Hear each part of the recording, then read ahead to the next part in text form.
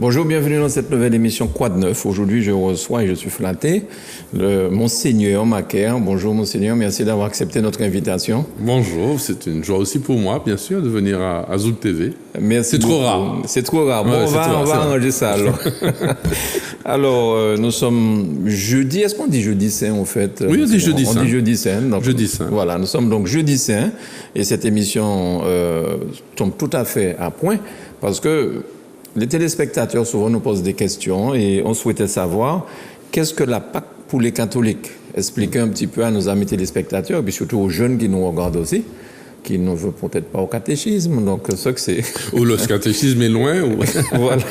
Non, la Pâque, c'est pour les chrétiens d'abord, tous les chrétiens, les catholiques entre autres, c'est la fête de la résurrection du Christ.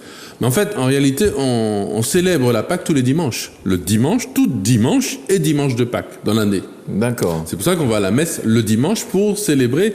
Alors, ce qu'on va célébrer jeudi, vendredi, samedi et dimanche de Pâques, samedi saint, enfin, on dit chez nous samedi Gloria. On verra pourquoi. Et vendredi saint, voilà. Ce qu'on va faire en 3 jours, on le célèbre chaque dimanche pendant la messe. D'accord. Mais là, on va vraiment prendre le temps pendant les 3 jours. Mais avant ça, la Pâque, c'est l'une des plus anciennes fêtes du monde. C'est une fête juive. Notre religion, la religion des chrétiens, est une religion juive au départ, puisque le Christ est juif. Donc, et cette religion est basée sur l'Ancien et le Nouveau Testament, l'Ancien Testament étant commun entre les Juifs et les chrétiens. D'accord. Donc, c'est d'abord la libération des esclaves. Et pour nous, aux Antilles, ça résonne. C'est-à-dire que les esclaves ont été libérés, les esclaves, donc les Hébreux, réduits en esclavage pendant des siècles en Égypte. C'est eux qui ont construit certaines pyramides, etc. Ils étaient vraiment les travailleurs forcés, enfin plus tout ce que l'on sait par la Bible ou par d'autres éléments historiques, documents historiques. Et donc, ils ont été libérés ni par puissance ni par force, mais par vraiment une décision de Dieu qui convoque Moïse, le fameux buisson ardent, et qui lui dit une phrase qui est quand même splendide. « J'ai vu la misère de mon peuple. J'ai entendu le cri des malheureux. » Et à ce moment-là, il envoie Moïse tout seul pour dire à Pharaon, tu libères les esclaves. Pharaon refuse, et l'armée égyptienne, qui est la plus puissante à l'époque, c'est l'équivalent de l'armée américaine qui attaque la Martinique, quoi. C'est ça. Et cette armée américaine, pas américaine, égyptienne, va poursuivre les Hébreux. Il y aura les 10 plaies d'Égypte, et puis il va les poursuivre. Et ce pauvre peuple, qui n'est même pas un peuple, parce qu'ils ne sont pas organisés, entre eux, ils sont divisés, ça nous rappelle des choses.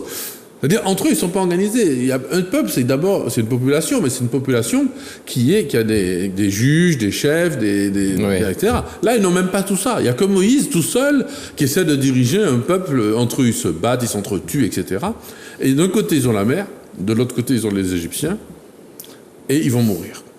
Et voilà, la Pâque, c'est que la mer Rouge va s'ouvrir, et ils vont pouvoir passer. Et surtout que les Égyptiens, pas surtout, mais que les Égyptiens vont essayer de les poursuivre, c'est-à-dire de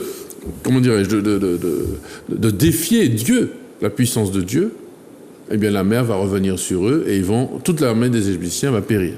Et là, les Hébreux vont chanter la gloire de Dieu parce qu'ils vont se dire, c'est pas possible, on était sûr de mourir et puis on n'est pas mort. Et nos ennemis qui ont pas simplement, ils ont défié la puissance de Dieu.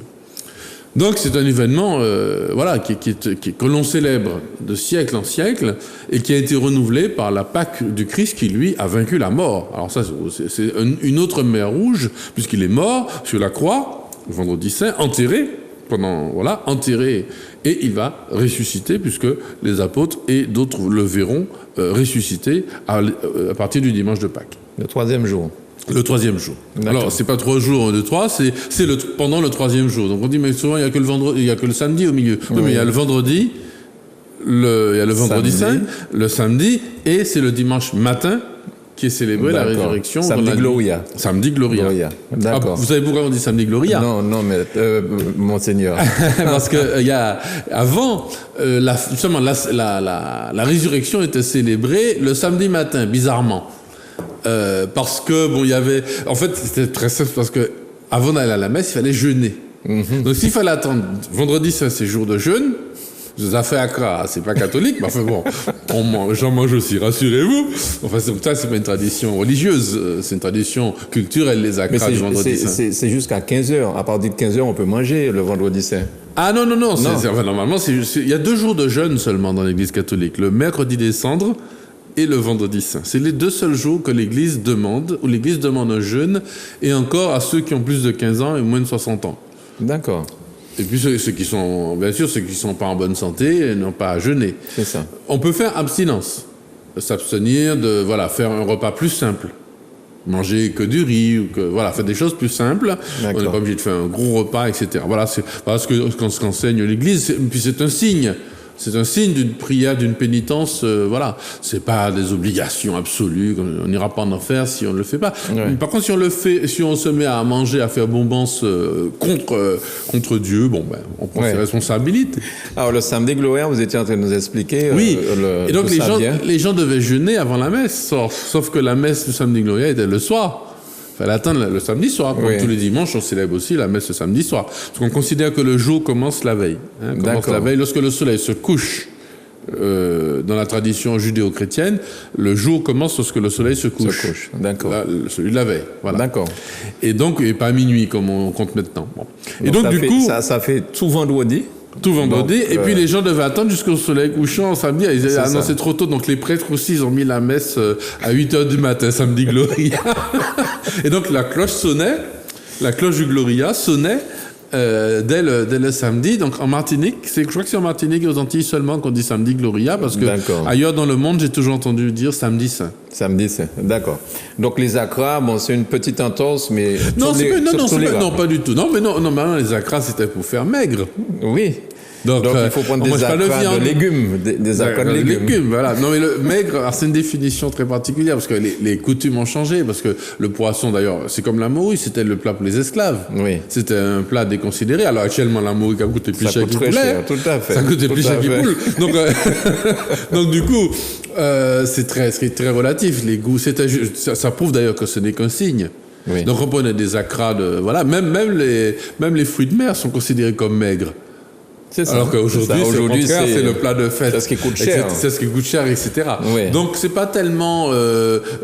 c'est le principe de faire à un moment donné un petit sacrifice dans sa vie, notamment par la nourriture, un sacrifice pour montrer à Dieu, tu sais que je t'aime et je t'offre ça. C'est un cadeau, c'est pas pour souffrir. C'est un cadeau qu'on fait à Dieu. On dit, je te montre et c'est gratuit. C'est un petit peu comme la dîme. On donne la dîme. Oui, alors la dîme aussi. Et puis la dîme, ça touche le porte-monnaie. Donc c'est un cadeau, c'est un sacrifice. Ouais. Ça fait un petit peu mal. Mais en même temps, il n'y a pas la dîme dans l'église catholique. On est censé donner avec joie. Oui. Et d'ailleurs, Monseigneur, si j'ai bien compris, la malheureuse qui donne que 10 centimes, son geste est aussi approuvé que le Richard qui vient donner 1 000 €. Plus d'ailleurs. Jésus dit, elle a donné plus que les autres. Oui. Elle a donné 2 piécettes, c'est parce qu'elle a donné de son nécessaire, ce dont elle a besoin pour vivre, alors que les autres ont donné de leur superflu. Voilà. De leur superflu, ils n'ont pas besoin de ça pour vivre. Ils ont donné, c'est bien, mais elle a donné plus qu'eux. Bien. Cela dit, vous avez dit la dîme, nous on parle du denier de l'église chez les catholiques. Malheureusement, j'ai envie de dire, j'aimerais bien y revenir, mais on ne demande pas 10% comme ailleurs. Alors, hier, vous avez célébré la messe chrismale à la cathédrale. Cela consiste en quoi? Alors, je profite pour remercier Karine parce qu'elle m'a bien aidé à préparer les questions. Merci Karine. C'est une fervente de l'église. Et une amie d'enfance. Voilà, en plus. Le chrisma, c'est l'huile. C'est l'huile, le crème. Alors, dans l'Antiquité, l'huile avait plusieurs... comme nos médicaments aujourd'hui, nos mamans... Ma maman a toujours fait ça. On te masse avec de l'huile, ça imprègne ta peau. C'est une médication connue depuis toujours dans l'humanité. Et puis l'huile s'imprègne, elle rentre par les pores de la peau. Tout à fait. Alors que l'eau s'en va. Donc l'huile a été utilisée par les sportifs. Entre autres, etc. Mais aussi, dans les banquets, on mettait une huile parfumée sur la tête des convives. Et cette huile parfumée embaumait tout le corps, mais aussi pour les liturgies il y a le psaume, le fameux psaume « qu'il est doux pour des frères de demeurer ensemble ». C'est comme une huile qui tombe sur la barbe du grand prêtre, parce qu'on mettait une huile parfumée, comme ça le corps même du prêtre avait reçu l'onction, la chrismation, c'est le même mot. C'est pour ça que Jésus s'appelle Jésus-Christ. D'accord. Parce que c'est celui qui a reçu l'onction, mais là c'est spirituel, c'est pas forcément de l'huile, comme on le faisait dans les banquets, c'est aussi celui qui préside un banquet, justement, lui versait de l'huile sur la tête, comme ça il était parfumé. D'accord. Et donc c'est pas simplement une huile, matérielle, liquide, mais c'est l'huile spirituelle. Donc le Christ, Jésus-Christ, c'est Jésus qui a reçu l'onction de Dieu. Et donc, pendant la messe chrismale, on va bénir des huiles. Il y a 3 types d'huiles. Une huile qui sert pour les malades. Donc, le fameux sacrement des malades, qu'on n'appelle plus l'extrême-onction, c'est terminé. L'extrême-onction, c'est la personne qui se meurt dans son lit. Alors, voilà. Ça a changé. L'Église ne donne pas ce sacrement pour les mourants. Enfin, aussi on peut, mais on donne surtout pour des personnes qui ont soit un gros ennui de santé, soit une grosse opération. C'est ça. Et qui ont besoin de porter cet état de santé avec la force de Dieu. D'accord. Voilà. Donc l'huile, c'est l'huile qui donne la force. Donc c'est un sacrement au sens où il y a une grâce qui est donnée par Dieu à travers le geste. Et puis il y a aussi l'huile des catéchumènes qui est moins connue. C'est-à-dire ceux qui sont en train de devenir chrétiens. Chaque année, il y en a quelques dizaines qui deviennent et ce catholiques, sont des adultes. Hein. Et ce sont des adultes, ce sont des gens d'un certain âge qui, jeunes, n'ont peut-être pas été baptisés, donc ils font ça adultes. Voilà. Alors, il y a aussi des enfants en âge d'être catéchumènes, c'est-à-dire des enfants de 10-12 ans, qui ne sont pas forcément des adultes, mais qui demandent le baptême. Et on va leur donner l'huile des catéchumènes en signe de la force qu'ils doivent recevoir pour persévérer dans leur désir d'être chrétiens. Parce que ça dure quelques mois quand même avant de devenir chrétien. Ouais. C'est pas du jour au lendemain qu'on reçoit le baptême. Et donc, effectivement, ils vont recevoir cette huile. Et puis, il y a surtout le fameux Saint Crème, le Saint Crème, la Sainte Huile, on peut dire, qui est une huile mélangée de parfum. Donc, solennellement, j'ai mélangé le parfum, on mélange le parfum et tout, et voilà. Je prends un lélé en Martinique pour le faire. Normalement, dans la liturgie romaine catholique, c'est une cuillère en argent. Alors, on en a une, mais comme on a choisi de faire local, on a une Dame Jeanne. Et on a un lélé pour mélanger. Vous verrez les images. Et avec le lélé, on mélange les deux. Et c'est le mélange aussi de notre humanité et aussi de la grâce. Parce que le parfum, ça exhale et l'huile s'imprègne. Donc quand vous mettez un parfum, un déodorant, ça doit rester sur vous. D'ailleurs, il y a la publicité, ça reste 24 heures. Ouais. Voilà. Eh bien, là, ça reste en moi. Et donc, pour les prêtres qui seront ordonnés, je vais mettre cette huile sur leurs mains. Pour tous les baptisés aussi, qui vont recevoir cette huile sur leur front ou les confirmer pour les confirmations pendant toute l'année. Donc c'est solennellement, cette huile est solennellement consacrée, elle est solennellement consacrée par l'ensemble des prêtres qui seront assemblés. Puis la messe chrismale, c'est aussi la grand-messe, c'est la grand-messe de l'année avec tous les prêtres. D'accord, d'accord. Est-ce que vous avez conscience, Monseigneur, que depuis votre arrivée, l'Église a beaucoup changé et que vous avez probablement conquis tout un tas de jeunes, ou moins jeunes aussi, qui s'étaient un petit peu détournés de l'Église, que votre façon d'expliquer les choses, votre simplicité, la joie que vous mettez dans vos explications, a ramené des brebis, j'ai envie de dire. J'ai surtout conscience que quand je suis arrivé en Martinique, je me disais, c'est pas possible, c'est un champ de fleurs, cette Église, ce pays aussi d'ailleurs, et qui n'en a pas conscience. J'aimerais tellement que toute la Martinique vive ça. Bien sûr, le diocèse catholique, je suis content de voir parce que moi, je suis spectateur de cette grâce. Je ne m'en sens pas du tout l'acteur. Je ne le dis pas par fausse modestie, mais je suis spectateur je vois des jeunes, là, par exemple, à l'instant, avant de venir enregistrer, il y avait une vingtaine de jeunes qui sont venus préparer les célébrations à l'évêché. J'étais en train de leur expliquer des choses et tout. Ils sont là, personne ne peut pas demander au Vini, hein. Voilà. Il y a de la motivation, il y a de la joie, il y a, voilà, ceux qui préparent, ceux qui chantent à travers toutes les paroisses, etc., les adultes, les personnes âgées, enfin bref. Et moi, je suis spectateur de cette beauté. À part que, voilà, ça communique peut-être pas assez. Puis, la Martinique aussi est pleine de talents, de richesse. Et moi aussi, je suis un spectateur. J'ai la chance d'être invité, pas forcément dans un milieu religieux du diocèse, mais il y a des hommes et des femmes ici, mais des trésors. J'ai reçu dernièrement une dame là qui a un projet de faire une épicerie en vrac à Sainte-Marie avec des tissus, comment ça s'appelle ça, couture sans déchets, etc. Un truc écologique, mais en même temps proche du peuple, du pays, de nos traditions. Mais c'est merveilleux comme projet. Mais ça passera. Heureusement, vous êtes là aussi parce que je trouve que les médias aussi en Martinique sont un très bon esprit. Merci. Il y a de belles choses qui sont faites. On a toujours ce qu'un de mes amis appelle le complexe du bœuf débarqué, que c'est meilleur ailleurs. Que le bœuf qui vient du bateau a meilleur goût que le bœuf qui a été élevé chez nous avec nos herbes. Je crois qu'il est temps que nous retrouvions cette beauté. Donc dans l'église, c'est un peu l'ambiance qu'il y a, et je suis assez content que cette ambiance prévaut aujourd'hui. Il faut aller plus loin. Par contre, le danger, évidemment, c'est l'orgueil. Se dire, fournez bien, mais si, regarde-nous, etc. Alors là, le Seigneur se charge de nous donner une petite leçon, en général. Et voilà, je prie tous les jours. D'ailleurs, les jeunes m'ont interrogé sur exactement la même question. Monseigneur, quand on voit comment Monseigneur Maquin, etc., est-ce que tu as pas... Enfin, ils m'ont pas dit ça comme ça, mais est-ce qu'il n'y a pas un danger d'orgueil ? Et vraiment, il faut que je me pose la question, à titre personnel, mais toute l'Église, et tous ceux qui ont soif des honneurs, etc., à un moment donné, en disant, restez au service, restez humble, parce que toi-même, tu vaux rien. Tu vaux rien, et voilà. Je crois que les drames que l'Église a vécus, ou vit encore parfois aujourd'hui, qui nous font honte par rapport à certains prêtres, un très très petit nombre, c'est 0,1%, je crois, des prêtres. Il faudrait retrouver les chiffres exacts parce que 0,6, je crois, des prêtres, ou 0,06, voilà, qui ont commis des crimes abominables. Bon, on en a fait beaucoup dans les médias, mais un message que j'ai passé notamment entre évêques, j'ai dit, nous, ça doit nous ramener aussi à beaucoup d'humilité, de ne pas donner des leçons aux gens, d'être là simplement au service de l'évangile. De dire des vérités, mais pas en disant, moi je vous donne la leçon parce que je suis meilleur que vous. Non, t'as pas rabassé. T'as pas bon parce que c'est pas vrai. Et à ce propos, est-ce que vous seriez d'accord pour le mariage des prêtres ? Alors, bonne question, elle est souvent posée. Figurez-vous d'abord qu'elle est posée souvent par les prêtres, pas par les prêtres, mais souvent par les évêques. Ouais. Les évêques se posent souvent la question entre eux. C'est pas du tout un sujet tabou dans l'Église catholique.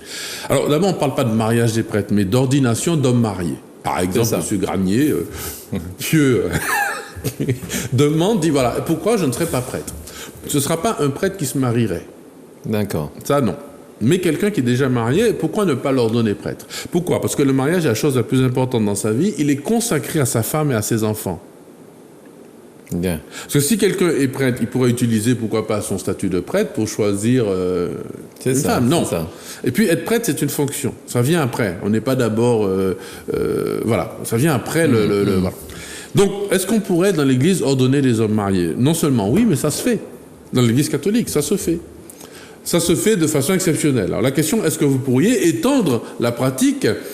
Ça a failli arriver dernièrement en Amazonie. On s'est dit, mais il manque de prêtres en Amazonie. Pourquoi ne pas ? Il y a des communautés qui n'ont pas la messe pendant 1 an.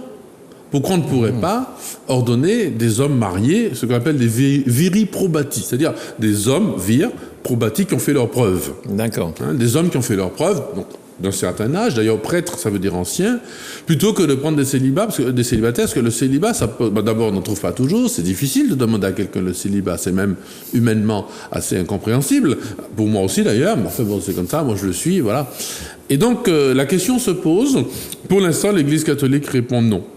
D'accord. D'abord parce que ce qu'il y a de plus important, c'est donc c'est possible, c'est pas un dogme, c'est pas du tout voilà.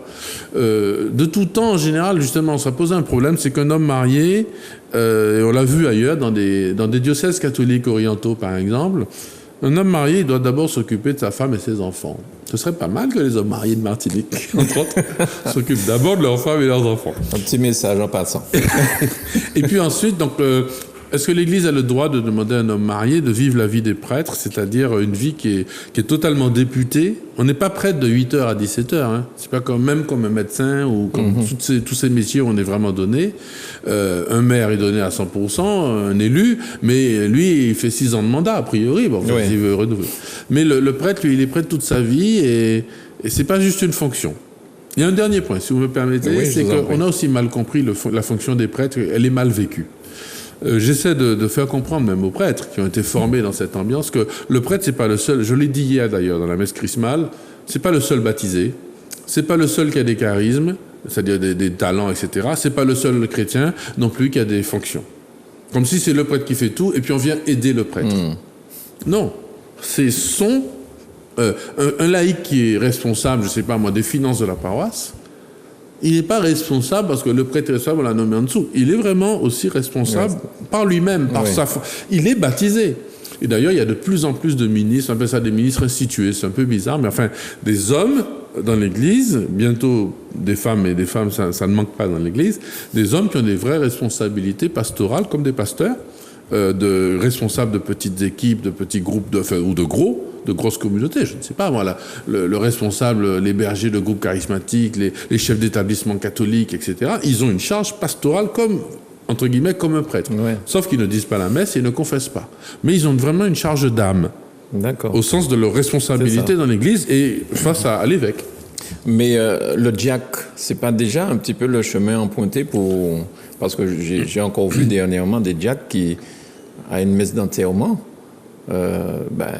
j'ai trouvé que c'était magnifique. Oui, des diacres. Mais je vous dis, il y a des laïcs aussi qui, de plus en plus, ces fameux ministres, ils sont moins connus, mais il y en a déjà une vingtaine en Martinique, que justement j'ai voulu manifester. C'est le rôle des laïcs aussi. Il faut pas, on a trop mis sur le prêtre. Donc du coup, on a envie que tout le monde soit prêtre, vous voyez.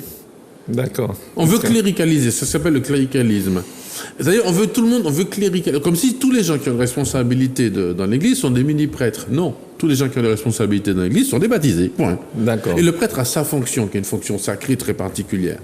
Maintenant, les diacres ne sont pas des sous-prêtres. Les diacres, ce sont vraiment des ministres à part entière qui ont leur fonction, là aussi. Il y avait, quand je suis arrivé en Martinique, peut-être il y avait une petite... partout dans le monde d'ailleurs. Mais en France aussi ou ailleurs, on considère parfois le diacre comme un sous-prêtre qui est marié, donc il peut pas... Non, du tout. C'est une fonction totalement différente, pas totalement, elles sont liées, mais qui est une fonction aussi sacrée, mais qui est aussi une fonction envers les plus pauvres, envers la dimension matérielle de l'Église, etc. Très bien. Alors, je crois qu'on a... Les prêtres, les diacres ont assisté à cette messe, la fameuse messe dont on a parlé tout à l'heure. Est-ce une messe pour qu'ils renouvellent leurs vœux? Oui. Tout à fait. C'est-à-dire qu'ils se retournent vers l'évêque à un moment donné et je leur repose les questions qu'on leur a posées le jour de leur ordination. Ils le font tous ensemble. Donc c'est très important, ils doivent y participer. C'est une obligation personnelle. Hein. Moi, je ne vais pas vérifier, etc. Mais ils participent pour renouveler.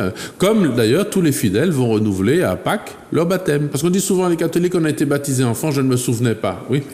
Sauf qu'à Pâques... On entend ça souvent. Voilà, chaque année à Pâques, c'est pour ça qu'on a un cierge. Et on renouvelle, on fait comme la profession de foi, c'est-à-dire on renouvelle sa foi, on renouvelle son baptême, c'est pour ça qu'il y a l'aspersion avec de l'eau, et les gens ont une bougie comme au jour du baptême, sont habillés en blanc s'ils le souhaitent, ou ils peuvent habiller comme ils veulent, c'est pas obligatoire, mais pour dire, oui, je renouvelle mon baptême, que j'ai 60 ans, 70 ans, etc. Bien. Alors, qu'est-ce le triduum pascal? Oh, c'est simple, ça veut dire, en un mot singulier, ça veut dire un seul jour. D'accord. Parce que triduum, c'est comme la Trinité d'ailleurs, c'est un mot singulier, mais qui veut dire trois. La triunité, il y a tri à unité. Donc c'est un mot qui est forgé pour pouvoir dire que les 3 jours de Pâques, jeudi, vendredi, samedi, par lesquels le Christ est passé par la mort. D'accord. Pour ressusciter le dimanche. Oui, mais ces 3 jours-là ne forment qu'un seul jour en fait, qu'une seule unité. Parce que c'est un seul acte qui a duré 3 jours, mais il y a un seul acte. Bien. Voilà, jeudi, vendredi, samedi, saint. Quand je vous entends parler comme ça, je ne voudrais pas vous flatter, monseigneur, mais je suis en train de penser à l'époque, on faisait la messe en latin. Mais finalement, les gens ne comprenaient que dalle dans cette histoire de latin. Ils ne comprenaient que dalle, alors, mais il y a quand même un intérêt à ne rien comprendre. D'abord, ils ne comprenaient pas que dalle, ils avaient des missels. Pas tout le monde ne savait pas lire, mais aujourd'hui, les fidèles qui ont la messe en latin, ils ont un missel et ils suivent sur le missel aussi, ce qui est dit. D'accord. Après, vous savez, c'est bien de dire la messe en français. Je ne sais pas si les gens suivent mieux la messe aujourd'hui, j'espère que oui, c'est fait pour ça. C'est pour ça que le Concile Vatican II a choisi de mettre la messe, la possibilité de dire la messe dans la langue du peuple. Il y a un petit quelque chose qu'on a perdu avec le latin. On a gagné, je pense, en intensité, parce que les gens... certainement connaissent mieux ce qu'on célèbre. Je ne suis pas sûr qu'ils en comprennent tout le sens toujours. Il faut toujours s'interroger, etc. Est-ce qu'on est bien formé là-dessus, tout simplement, d'ailleurs? Parfois, on n'a pas dit. aux fidèles, à nos frères et sœurs, qu'est-ce que ça veut dire, pourquoi il y a de l'encens.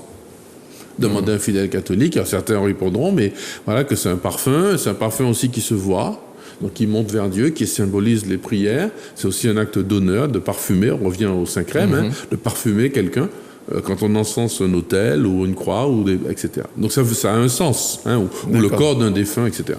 Donc demandez les signes. Maintenant, je reviens au latin. Le côté mystérieux aussi du latin. Justement, c'est une langue sacrée. Le cap parler français au cap parler créole, c'est pas même mon langue, c'est pas pour dire même là. C'est vrai. Le cap parler puis comme Maradou, cap parler créole. Bon, disons comme ça. Donc l'utilisation d'une langue c'est pas simplement des mots et du sens, c'est aussi une émotion, un sens particulier. Donc le latin signifie attention, c'est du sacré. Attention, qui est dit là, il y a des mots, mais au-delà des mots, vous connaissez le proverbe chinois. Quand le sage montre la lune, le fou regarde son doigt. Donc les mots veulent dire quelque chose, mais au-delà des mots, il y a une réalité mystérieuse et mystique qu'il faut atteindre, qui se révèle à travers les mots, mais qui en même temps se cache. Et qui n'est compréhensible que par les yeux du cœur. Je me souviens à table avec mes frères et ma mère, s'il m'arrivait de parler créole à mes frères, je m'adressais toujours en français à ma mère. Oui. Donc, pour rejoindre ce que vous disiez. Alors, avec cette pandémie qui entraîne une crise sanitaire des plus drastiques, comment vivez-vous ce moment et les catholiques, comment vont-ils vivre cette Pâque? Parce que là, on ne pourra pas faire le chemin de croix. On ne pourra pas faire le chemin de croix, en même temps, nous a bien aidé, puisque l'an passé, c'est rien qui va tenir. Donc, comme on dit, c'est rien qui va bon. Donc, on a déjà la possibilité de se réunir avec une joie. On remercie le ciel, on remercie aussi les hommes et les femmes de l'art qui nous ont montré comment faire. Et avec les mesures sanitaires, on a réuni depuis 1 an déjà des centaines, voire des milliers de personnes, en fait. Et on n'a pas eu de cluster dans les églises. Oui. Alors, donc, ça veut dire que nos mesures ont été très, très bonnes. Voilà. Les mesures ont été très bien appliquées. Distanciation, je regardais la messe chrismale. En général, c'est un tout fait. Il y a plein de gens, tout ça. Là, les gens étaient bien alignés. Tout le monde a sa place. Tout le monde son masque. Tout le monde son... C'était vraiment... Moi, j'étais bouleversé parce que je ne sais pas comment on arrive à ce genre d'organisation-là. Enfin, c'est pas moi qui organise. Moi, j'arrive à la fin. Mais vraiment, je remercie, je félicite. Mais le peuple de Dieu lui-même, quelle discipline, quelle obéissance, quelle abnégation, quel amour aussi, parce que c'est de l'amour en fait. Donc ces restrictions pour l'instant c'est de l'amour. Je suis content que mes parents qui sont des personnes âgées, quand ils vont à la messe, je sais qu'ils sont en sécurité. Et ils peuvent aller à la messe. Donc c'est important pour nous de le faire. Donc déjà cette Pâques aura ce sera particulier, il n'y aura pas nos grands chemins de croix, on les a pas eu non plus. On va les vivre autrement. Heureusement il y a les médias, il y a Internet qui nous offre des possibilités. C'est pas ce qu'il y a de mieux, on va pas rester là-dessus quand même. Est-ce qu'on peut faire son chemin de croix à la maison? Bien sûr. Voilà. Mais pardonnez-moi monseigneur, Manuela, on va dépasser un petit peu parce qu'on a un invité exceptionnel. Ah oui, c'est donc vrai. On va dépasser un petit peu s'il te plaît. Oui. Chemin de croix, chapelet, qu'est-ce qu'il y a encore? Ce qu'on appelle plein de petites dévotions, tout ça a été fait par les chrétiens pour qu'ils puissent vivre la foi chez eux aussi, en groupe. Pour faire un chemin de croix, on n'a pas besoin de prêtre. Pour faire un chapelet, on n'a pas besoin de prêtre. On peut le faire dans la campagne, on peut le faire chez soi, on peut le faire. C'est pas comme les liturgies officielles. C'est ça. Il y a aussi la liturgie des heures. Donc oui, justement, c'est fait pour. C'est pour ça que dans les règles, là, j'ai dit que même si on fait un chemin de croix qui n'est pas officiel avec un groupe de personnes, il y a des gens, j'ai demandé à tout le monde de faire le chemin de croix, comme on a dit, pas plus de 6 personnes et éloigné des autres groupes. C'est ça. Parce que pas de rassemblement de plus de 6 personnes, c'est ce que les autorités nous ont demandé, on obéit. Très bien. Jésus est mort le vendredi saint, il est ressuscité le dimanche de Pâques. Pourquoi le samedi Gloria fête-t-on déjà sa résurrection? Justement, le samedi saint, normalement, il n'y a rien. Il n'y a pas de messe. C'est le seul jour de l'année où avec le vendredi saint, il y a l'office de la croix, l'après-midi. D'accord. Et de la passion. Mais le samedi saint, c'est rien qu'il n'y a. Il n'y a rien. Il n'y a rien. Okay. Il y a juste des prières très sobres le matin pour les prêtres, l'office des ténèbres, etc. Des offices où on dit des psaumes, très très sobres. Mais sinon, il n'y a pas de messe ce jour-là. D'accord. Et donc, c'est dans la nuit qu'on va célébrer. Donc le samedi saint, c'est à Yankini. Et puis on arrive au dimanche de Pâques, où là, la totale. Là, Jésus ressuscite. Voilà. Et par contre, justement, le samedi saint, on a une sorte d'excitation aussi. Hein. Quand on est dans l'église, c'est le moment où on prépare, les chorales répètent, on décore l'église. Enfin, voilà, c'est la veillée d'armes, la veillée de la fête. Comme voilà, quand vous préparez un mariage, c'est la même chose. La veille, tout le monde est en bigoudi, et puis on fait pas vous, pas moi non plus. Mais... Dites-moi, on a simplement trouvé son linge, où on a véritablement vu un homme physique ressuscité? Alors, les témoignages des apôtres, c'est notre foi, et c'est pour ça qu'on dit que l'Église est apostolique. Elle est fondée sur le témoignage des apôtres. Donc, ils ont trouvé d'abord ce vêtement étendu. Alors, faut expliquer comment ça se passe, parce que un mort à l'époque était enveloppé d'un vêtement. Ouais. Et ce vêtement a été retrouvé affaissé sur lui-même. Non pas comme si quelqu'un, par exemple, le corps était vivant. On aurait enlevé le vêtement, ou bien si quelqu'un l'avait enlevé le corps, il aurait enlevé à la limite le vêtement ou pas, et il l'aurait laissé là. Ce vêtement, on l'a retrouvé affaissé sur lui-même, comme si le corps, soudain, n'a plus été là. D'accord. Bon. Voilà. Ensuite, on a retrouvé aussi d'autres vêtements, des bandelettes qui étaient sur le visage, etc. Enfin bref, il y a tout un... Voilà. Et surtout, la grosse pierre qui roulait le tombeau roulait à part. Voilà. Ça, c'est le témoignage des Écritures. Et puis ensuite, donc, on rentre et il y a un tombeau vide.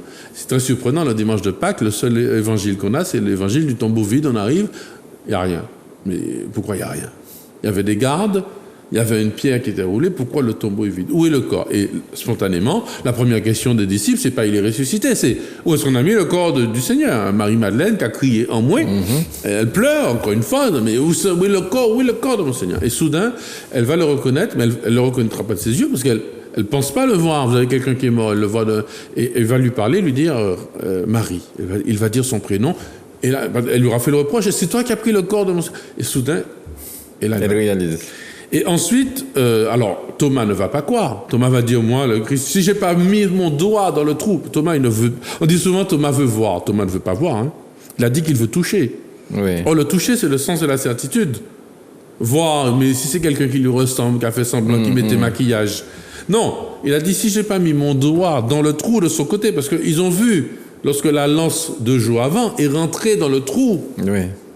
Est rentrée dans son cœur. Donc, il y a un trou dans le corps. Ça n'a pas pu se réparer en quelques jours. Et donc Thomas dit, moi je veux mettre ma main dedans pour bien vérifier. Or Thomas, Jésus lui dit, viens mettre ta main dedans. Donc et là il va dire, mon Seigneur et mon Dieu. La fameuse phrase de Thomas qu'on va entendre donc, le premier dimanche après Pâques, le dimanche de la miséricorde. Et puis ensuite, on va dire, près de 500 personnes vont le voir et témoigner de sa résurrection. Mais le plus fort, on pourrait ne pas les croire. Est-ce qu'ils ont été une hallucination? Est-ce qu'ils ont inventé leur truc, etc. Ce qui est intéressant, c'est qu'au début, ils ne croient pas que c'est lui.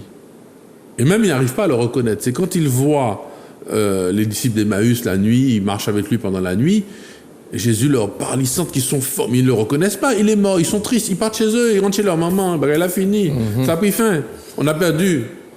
Et ils le reconnaissent au moment où ils célèbrent la messe, et ils rompt le pain. Ah, c'était lui, et il disparaît à leurs yeux. Donc, la foi des chrétiens, c'est ça. C'est cette résurrection et ce témoignage des apôtres. Et puis surtout, après, une fois qu'ils ont reçu l'Esprit Saint, c'est la Pentecôte. Et là, la foi dans la résurrection du Christ va se répandre à travers le monde comme une expérience. Moi, j'en ai fait l'expérience. Hein. Si je suis là, c'est que quand j'ai fait l'expérience de Dieu, mais je peux pas, ça se raconte pas. C'est comme, c'est pas simplement tomber amoureux. C'est pas en lisant la Bible. Hein, c'est pas en disant, ah oui, la Bible c'est vrai, elle est la vraie. Oui, c'est vrai, la Bible, oui, c'est vrai. Oui, mais c'est en faisant l'expérience d'une rencontre de quelqu'un. Et donc, c'est pas celle des apôtres. Moi, ma foi est basée sur les apôtres qui m'ont dit. Moi, j'ai retenu l'évêque qui était juste avant vous, je cherche son nom. C'est en Méranville. À l'église, à la cathédrale, qui expliquait une fois que lorsqu'on aime quelqu'un, vous ne pouvez pas toucher. Vous savez que vous aimez la personne, mais vous ne pouvez pas toucher, vous ne pouvez pas, ce n'est pas tangible, mais vous savez que cet amour-là est là. eh bien, la foi en l'Église, en Jésus-Christ, c'est la même chose. Oui, la foi, c'est ça. La foi, c'est une expérience qui est très proche de l'amour. Ouais. Cela dit, il y a un auteur très célèbre qui s'appelle Fabrice Adjad qui a écrit un livre sur la foi des démons. Les démons aussi ont la foi. Et ils connaissent la Bible par cœur. Ouais. Sauf qu'ils n'aiment pas Dieu. Donc la foi des croyants, c'est aussi une foi d'amoureux. C'est une confiance, c'est le même mot d'ailleurs, la confiance. Ouais. Et c'est une foi qui implique aussi, c'est vrai, l'amour, on ne le saisit pas, on ne peut pas le toucher, on ne peut pas le quantifier, on ne peut pas dire m'en dis ça, l'amour, m'en dis ça, etc. Non. Et la foi non plus. Mais la foi, c'est une expérience. Une fois qu'on l'a faite, moi, je ne peux pas nier, pour moi, la présence de Dieu, l'amour du Christ dans ma vie est plus évident que ce micro ou vous devant moi. Ouais. C'est tout. C'est une expérience que j'ai faite et point. C'est pas possible de nier. Vous voyez ? Si demain matin, quelqu'un me dit que M. Granier n'existe pas, je ne suis pas vrai, je l'ai rencontré. Moi, je le lis. On a parlé ensemble, je l'ai vu. Vous voyez ? Et c'est la même chose pour Dieu. Et c'est vrai que le catéchisme, parfois, il faut viser au catéchisme que les jeunes fassent l'expérience de Dieu. Sinon, ça ne sert à rien ça sert leur parler de Dieu, de la Bible, tout ça, ça sert à faire l'expérience de Dieu. Bien. C'est ça le but. Monseigneur, merci beaucoup. Enfin, peut-être une toute dernière question. Pourquoi recouvre-t-on les statues au sein de l'Église ? Oui, c'est comme ne pas chanter l'Alléluia, c'est comme ne pas... C'est une façon à Pâques, il y a un effet roi. Justement, parce que la question n'est peut-être pas... ne le dit pas, mais on parle de Pâques, là, toujours. Oui, on parle de Pâques, voilà. En fait, il y a un effet... À Pâques, il y a un effet roi. Donc, on ne chante pas l'Alléluia pendant 40 jours. Oui. De façon à ce que quand on le chante, il prenne tout son sens. Vous voyez, un peu comme dernièrement, j'avais décidé pendant 2 mois de ne pas manger de viande. Mais non pas parce que j'étais devenu végétarien ou vegan, mais parce que j'avais envie de goûter à nouveau la saveur d'une bonne... Moi, je suis un gourmand, ça se sait. Bon, un gourmet, j'espère. Le gourmand, c'est celui qui a pris la nourriture à la place de Dieu. J'espère que je n'en suis pas là. Mais voilà, vous savez, c'est raffilé d'un moins. Enfin, tu vois, c'est pour ça, on voile les statues de façon d'abord à retrouver, parce que les statues sont un signe. On sait très bien qu'une statue, c'est pas Dieu, c'est pas la Vierge Marie qui est là, c'est un morceau de plâtre ou de bois. Mais par contre, qui me montre, comme on a la photo de sa maman. On a la photo de sa maman qui me parle de ma mère. C'est normal. Voilà. Eh bien, c'est la même chose. Et donc, on va les voiler, les croix aussi, de façon à ce qu'on puisse retrouver et avoir quelque chose de plus intérieur. Mais la foi catholique n'est pas une foi cérébrale. Vous voyez ? C'est pas une foi purement intellectuelle et cérébrale. C'est une foi qui est incarnée, parce que le Christ s'est incarné. Le Verbe s'est fait chair. Et comme Dieu a pris la peine de se faire voir, nous l'avons vu, comme dit Saint Jean, celui que nous avons vu, que nous avons touché, que nous avons entendu, c'est le Verbe de Dieu. Et donc, cette foi, et d'ailleurs les gestes barrières sont très durs pour nous, parce qu'il y a aussi des gestes physiques. Bien sûr. Comme l'amour d'ailleurs. L'amour ne se voit pas, ne se touche pas, mais la personne que l'on aime, j'aime la toucher, la prendre dans mes bras, l'embrasser, lui serrer la main, voilà, etc. Et donc, c'est la même chose. Donc, on voile ces statues de façon qu'à Pâques, nos édifices religieux prennent toute leur splendeur, etc. Normalement, on ne joue pas d'orgue non plus. D'accord. On ne joue pas d'instruments de musique pendant le carême ou de façon très très sobre, de façon à ce qu'à Pâques, bidim biada, c'est tout ce qu'on peut faire pour exploser de joie est mis en œuvre. Et ces 40 jours après, vous avez apprécié la viande ? Ah, il était bon, mec. Mais c'est pour ça, c'est vrai. Quand j'étais en France, par exemple, il y a plein de trucs que tu ne manges pas d'habitude. Et quand tu rentres en Martinique, on te redonne. Tu te dis, mais tiens, il était bon. Le petit carré de chocolat martiniquais, tu le prends dans ta bouche, ils font comme si c'était.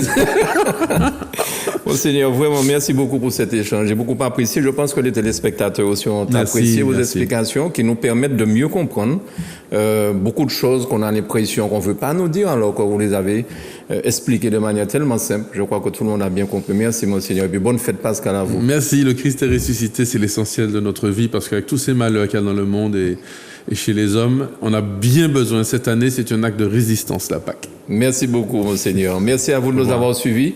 Je vous souhaite à tous d'excellentes fêtes de Pâques. À bientôt.